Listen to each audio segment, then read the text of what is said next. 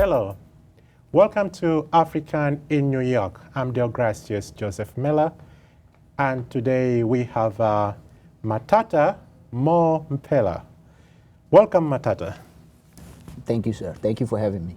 Right, so Matata is the president and the founder of Nalane. Nalane is an organization that deals with HIV-affected people in Lesotho. And, I would want to start by asking Mr. Mpela to introduce himself and the background of the organization. Again, thank you for having me. Nalane in my language means to have a voice of, to be empowered, to tell your story. Nalane was created as a result of me losing my sister and her 3 sons becoming HIV/AIDS orphan. This was in 2007. Up until that time, I did not know much about the disease and the other issues that come along with that disease. And one of the issues that came with that is the number of orphan and vulnerable children that the disease has left behind. Yeah, so we know that I went through the statistics before we met, and a quarter of the population of Lesotho are HIV positive, and the majority are women. And the causes for the spread of the disease are poverty and what they call migratory labor, when people move from one place to another because of labor. So what are you thinking about these two major causes of the disease? I mean, they are right on point. Poverty plays a major role in is being a major driver for the disease, as well as a lack of employment opportunities plays a lack of jobs. So for me, if you have to ask me, what are the 2 biggest problems in Africa, the first thing I would say is HIV/AIDS and poverty. And the 2 work hand in hand. We know that when you look at the prevalence rate levels, the people who are mostly impacted and affected by it are those who are, poor or in poverty, or we consider in poverty. And so the two go hand in hand. In Lesotho, one of the things that I did find when I started the organization was that out of a population of 2 million, we have 366,000, or nearly 15% of the population, are considered orphan and vulnerable. And on top of about 54% dropout rate at primary school level, and top of a high unemployment rate amongst youth and young adults of 55%. And so for me, those were the numbers or the data that was calling for, I thought was calling for a creative solution. And that was really the genesis for Nalane. And with Nalane, our mission, or where we start with working around this issue, is that we create inclusive and comprehensive after-school programs starting at primary school level. As I said, Lesotho has a 54% dropout rate at primary school level. And we all know what happens when young people drop out or public education doesn't work for. The other social ills that come along with that. And also that when they don't finish school or public education does not work for them, they become more socially and economically marginalized. But the way to begin is to make sure that we can make sure that public education can work for them. And so Nalane, really in a sense, we partner with current primary schools first, whereby we set up our after-school programs. I hire the young adults who have completed tertiary and need jobs. They work with the children. They work 5 days a week, 3 hours per day, right after school. If the school gets out at 2, they work from 2 to 5. If the school gets out at 1, they work from 1 to 4. But it's 3 hours per day, 15 hours per week, and we are there from when the school year begins all the way till when the school year ends. Yeah, so you mentioned earlier that some of your cousins are orphans because they lost their mother. So you're talking this from the experience. And, some people perhaps may not have the experience. How difficult is it to raise an orphan? Well, it's no different from, I think, from when we grew up, because for many of us, we grew up in extended families. Parents had to leave and go work some other areas, and so you had to stay with other relatives. So that was a challenge that maybe our generation experienced. But at that time, that parent may come back, and that parent may send money. The difference now is that there is nobody to send that money. They're gone. We buried them. And so there is a shortage of extra hands. There's a shortage of extra hands to attend to matters. But for me, the way I'm dealing with that is like I'm getting these young adults who have finished, college, university, or tertiary level, to then work with these children to become mentors to these children also in these after-school programs. Because I know that there is other adults who are missing in the picture now. Those uncles that many of us had, those aunts that many of us had growing up in the villages, they're gone. Yeah, so now what you're saying is that one of the problems of having the HIV affected children is them being orphans, and you are dealing with this issue by helping them. And what does the government do as well? Do they also have some programs that support an organization like yours? That's always a challenge with the government, because I think governments have so many issues thrown at them. I think what they have done on the legislative part, they have done the research and say, here is a population. Most of the data that I use, I did get from the government and saying. And so what I have done is I said, I'm going to partner with the government. I'll sign a memorandum of understanding. I will raise the resources. I will raise the money to get this work going. And I felt that is necessary to do, because we cannot always wait for government to do what we as in the civil society can do for ourselves as well.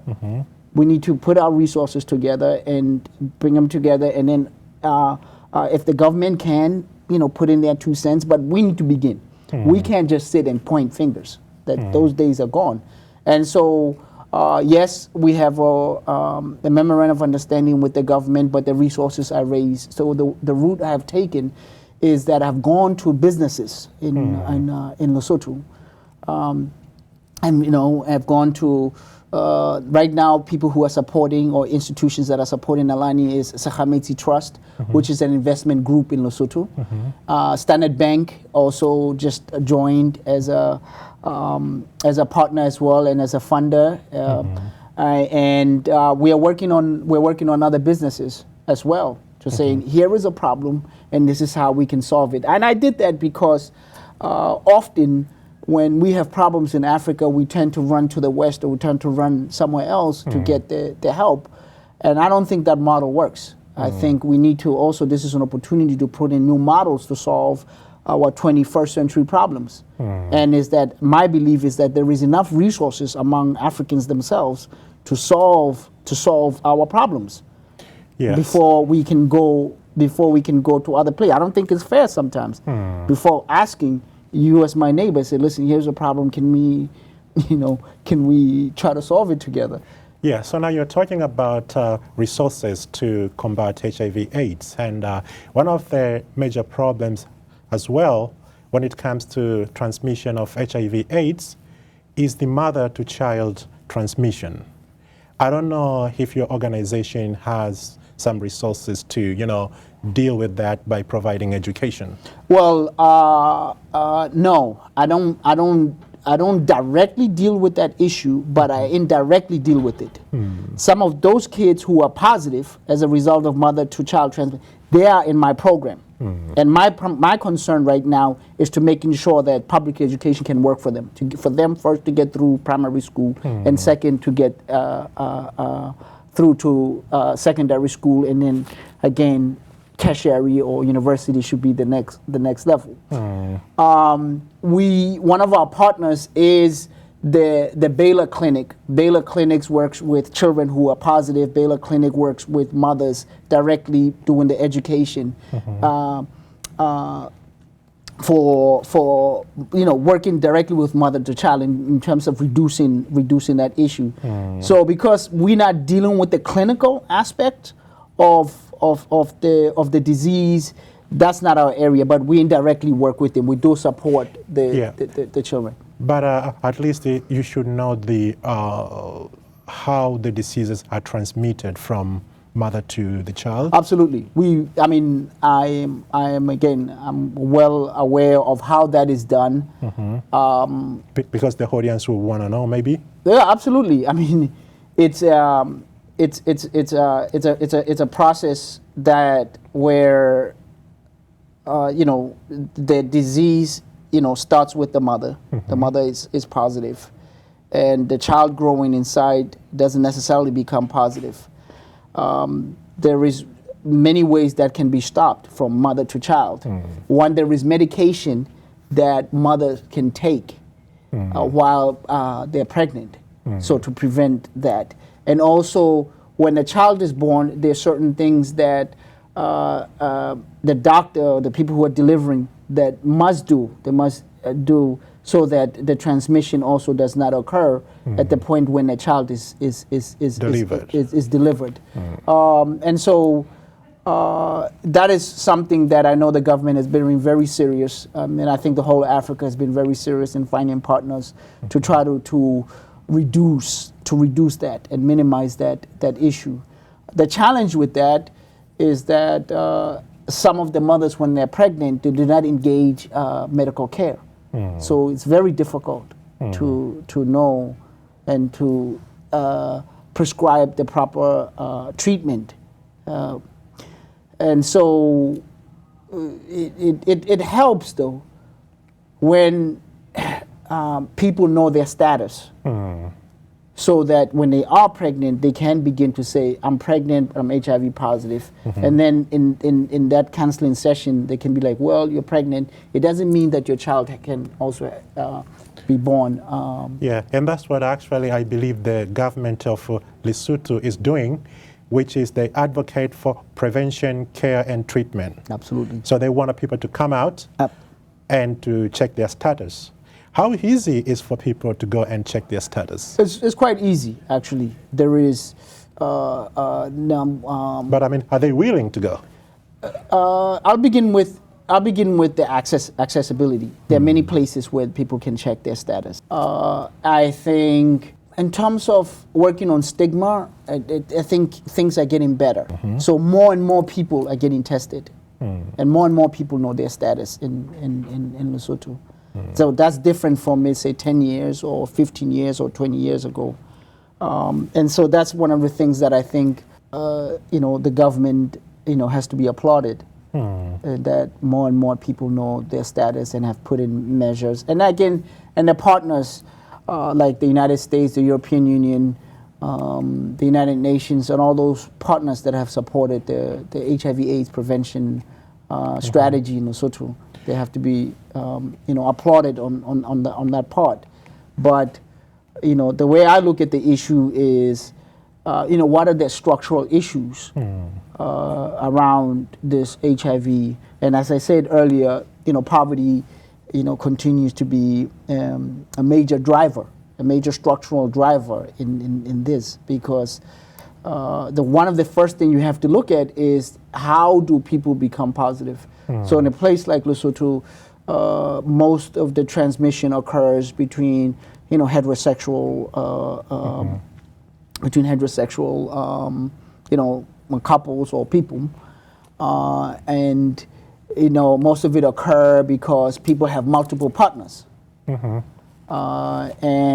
some of it also occur because people engage in transactional sex, where I have money and So now you're talking about what is referred to as sugar daddy syndrome. Yes. And what is a sugar daddy syndrome? The sugar daddy is basically it's usually older men, who's working, who have the resources, and engages in a sexual relation. I don't even know if I'll call it relationships, but encounter. And for him, he gets the sex, and for the younger person, is that I get the attention, I also get the money from this man, and so so that's why it's hard for me to call it a relationship, because there is power playing there. The man has power, and the woman has, in this case, the young lady does not have the power. I also understand that because I'm not sure about Lesotho, but most of the African countries, at least, agriculture is a major sector for their economy. Yeah, it is. It is, and it's key, and it's key to many issues. And look at like a country like Lesotho. One of the reasons why it's having so many problems with HIV/AIDS is because other economic sectors are not working, including agriculture. Because of lack of people. Because lack of production, lack of production.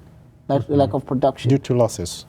Not even just to losses, because the people are still there. At one point, the agricultural sector in Lesotho used to provide 85% of the jobs. That was combined with a lot of people working outside of Lesotho through, as migrants, as migrant workers working in the mines in South Africa. And that's how the economy survived. But once in 1994 happened and more Basotos began to be retrenched from South African mines, the economy there could not sustain that many people, and it still cannot. And so for me, you have to look for ways to be able to, to build that economy or rebuild that economy in Lesotho. Got to create jobs. Got to see what people need. And again, I think people need to eat every day. Exactly. So if I'm producing food, I think we'll have a market for the next 50 years. I just have to make sure that I'm using a system that takes into consideration those other challenges in Lesotho. Of course, in Lesotho is climate change, soil erosion, and in some places, poor irrigation systems. So only 10% of the land in Lesotho is arable for farming. So even if we were to get to a point where we can farm, there won't be enough land. And so, but yet there is technology to kind of offset that. And for me, I see that in building greenhouses, because with that method, you can farm 12 months out of the year, as opposed to now where you have to wait, is it summer, is it whatever? So, and I believe that's the direction that eventually Africa is going to have to go into, because as a continent, we're also going to be impacted adversely by climate change, which means that's going to affect farming. And also, the availability of water is also going to be an issue in the years to come. So we need to also begin to engage in systems that preserves water, So I'll give you an example. The difference between, let's say you are farming through aquaponics and you are farming the traditional way, right? With the traditional way, you, let's say for a head of cabbage, it may take you, let's say 40 liters. But with aquaponics, it may take you only 15 liters because you're recirculating the water. And that's going to be key to, I believe, into Africa's survival. And I hope to be the first person to implement aquaponic farms in Lesotho. So, I mean, do you have the system already installed in those farms? No.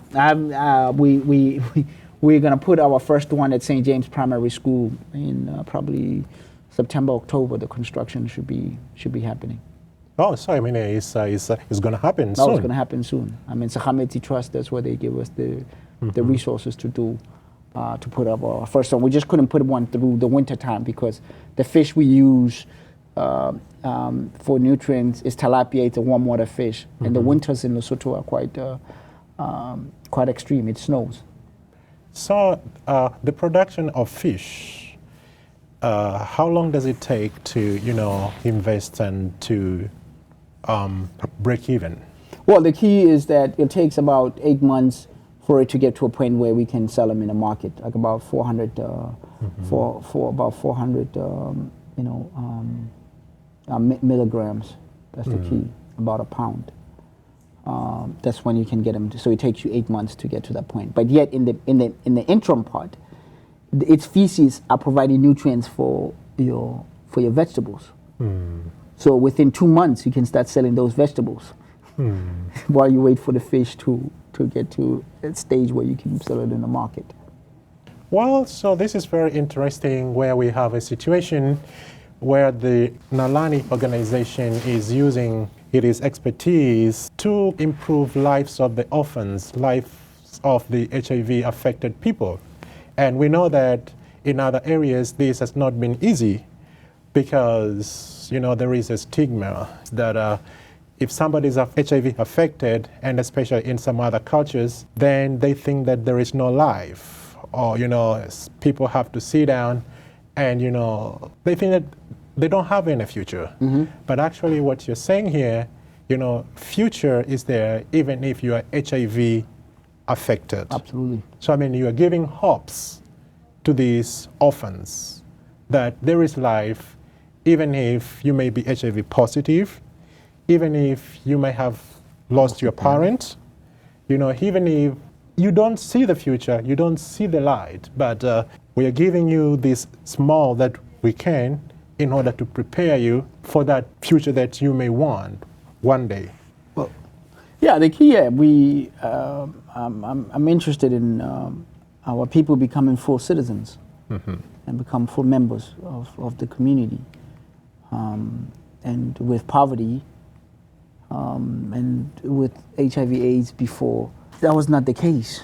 But we need to free our people from that, and to free our people from thinking less of themselves, or allowing others to determine their future. But self-determination means that it means that, and we have to ensure that.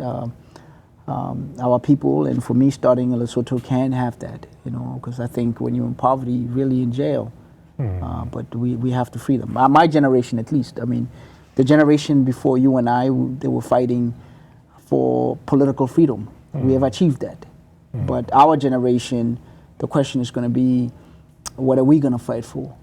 And for us, I believe it's making sure that we free our people from poverty and HIV/AIDS. And I think and I believe we can do that. It's within our grasp to do that. And for me, that begins with improving public education, because that's our best chance. And then creating jobs for the young adults right now, because they are the future. And making sure that they using methodologies that work, that are evidence-based. Just not to do things just because. All right, so now you're saying jobs are important. Poverty is also a factor, so we need to remove that. So it starts with you check your status. So can you maybe emphasize on the checking of the status? Yeah, I think checking your status is one of the key steps, one of the few steps that you're going to need to take in life, because then once you know your status, you then have the options to engage care. And the difference now is that care is there now in Africa. I don't think we have people no longer who can no longer access medication. That one aspect. But the reality is that we have to add to that now. We have to make sure that people not only have care but can have the diet or the food that then can sustain them as well. And that's where I believe where jobs are necessary, and jobs that pay decent rates, so that people can actually take good care of themselves, physically, emotionally, and psychologically. And so, the journey continues with HIV/AIDS. Yes, it has done tremendous harm to the community, to the continent, to our countries. But I don't think that it should stop there. I think that we have to look at it and say how we're going to solve this issue, and through solving it, then create other opportunities for people and bring hope in our respective countries, in our respective communities. We are coming to the end of the program, and as I do to everybody who comes here, I want them to take like 2 minutes, to tell the audience why they think the audience should be interested in their organization, and what does their organization do, because this is very important, because we want to leave the audience with something that they will always remember about your organization, Nalane, which is there to fight against the HIV/AIDS in Lesotho. Man. Well, I think you should support and invest in Nalane, because Nalane goals are to reduce the HIV/AIDS prevalence rate. Nalane's goals are to decrease the dropout rate. Nalane's goals are to improve public education so that all can actually benefit. I think people should invest in Nalane because we are using proven strategies that have worked elsewhere in the world, and we are bringing them now to Africa. After-school programs have been a very effective tool in many modern countries, including the United States, Canada, England, Europe. And my question was like, why can it work in Africa? And I think we have demonstrated that indeed African children are capable of utilizing this methodology or this approach to get from point A to point B. More importantly, our approach is key to creating the jobs for the youth in Africa. Yeah, so what you have said is that Nalane is very important with all these issues that you have mentioned, and now we're trying to modernize Africa in terms of reducing poverty, as well as in terms of seeing that the challenges that Africa has with HIV/AIDS are defeated in a way. Now, this is for Nalane, and I just have one more question before we close, and that is in terms of the support that you need from the US people, and especially New Yorkers. Just only take like 30 minutes to say what you need from them. Again, I just need support with investment in our aquaponic farms, because I give you an example.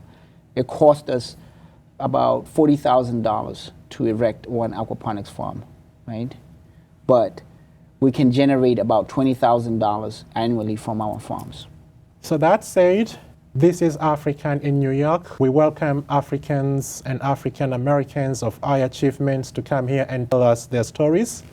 And today we heard the story of Nalane, which is an organization that deals with HIV-affected people in Lesotho. And by the way, Nalane, as you said earlier, is the voice. And this is a platform, is the voice for Africans to come here and narrate their stories.